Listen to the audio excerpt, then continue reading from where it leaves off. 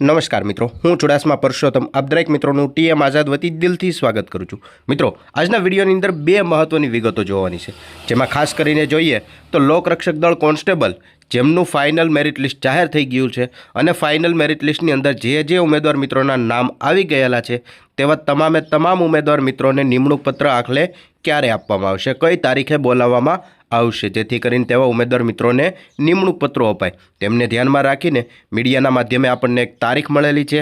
એ તારીખે બની શકે કે દરેક ઉમેદવાર મિત્રોને નિમણૂક પત્ર આપવામાં આવી શકે। તદુપરાંત જોઈએ તો પીએસઆઈનું પરિણામ હવે ક્યારે આવશે।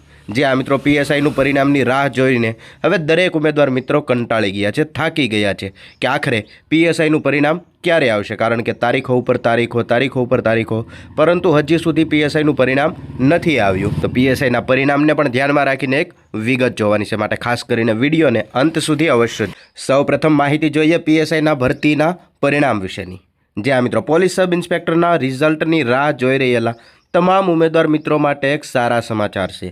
હવે વધુ રાહ જોવાની જરૂર નથી, થોડાક સમયની અંદર જ પીએસઆઈનું જે પરિણામ બાકી છે તે જાહેર થવાની પૂરેપૂરી અહીંયા સંભાવના દર્શાવવામાં આવેલી છે। જે આ મિત્રો ધવલ સાહેબના કહેવા પ્રમાણે પીએસઆઈનું પરિણામ છે તે હવે લગભગ થોડા જ ટાઈમની અંદર આપવામાં આવશે, પીએસઆઈનું પરિણામ જાહેર કરવામાં આવશે।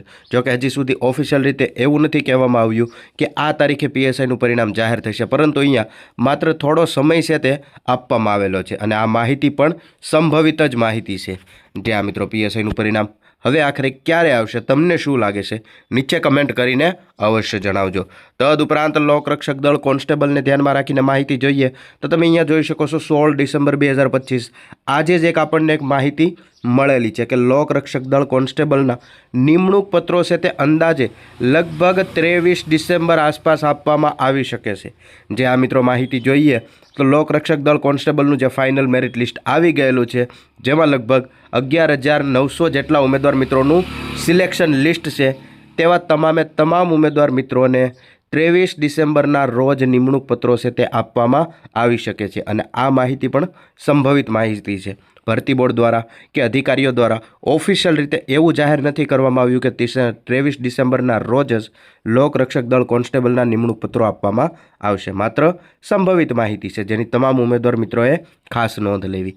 જે આ મિત્રો આવી રીતે લોકરક્ષક દળ કોન્સ્ટેબલ અને પોલીસ સબ ઇન્સ્પેક્ટર એટલે કે પીએસઆઈ તેમનું પરિણામ ક્યારે આવશે, આ બંને માહિતીને ધ્યાનમાં રાખીને એક મહત્વની કહી શકાય એવી વિગતો હતી જે વિડીયોની અંદર ખાસ કવર કરી।